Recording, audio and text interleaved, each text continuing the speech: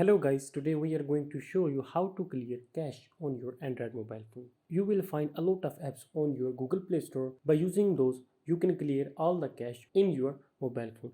But I always prefer you to use your own mobile phone cleaner if your mobile phone have. So like my mobile phone have its own cleaner and the name of that is cleaner. As you see, here is the option. But if your mobile phone don't have, you can simply go to the settings, then go to the storage, and from there you can also delete your cache files.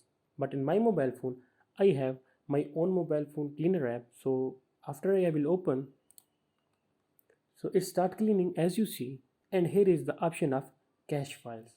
And also you see the cache file is 3.1 GB. Now when I will tap on cleanup,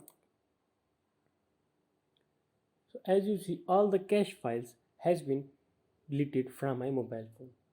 So if your mobile phone have the cleaner app, then you can delete all cache files from your phone by simply using this. But if your mobile phone don't have, then simply go to the Google Play Store and download an app from that. The last way is go to your mobile phone settings, tap on the icon storage, and from there you can also delete all the cache from your phone.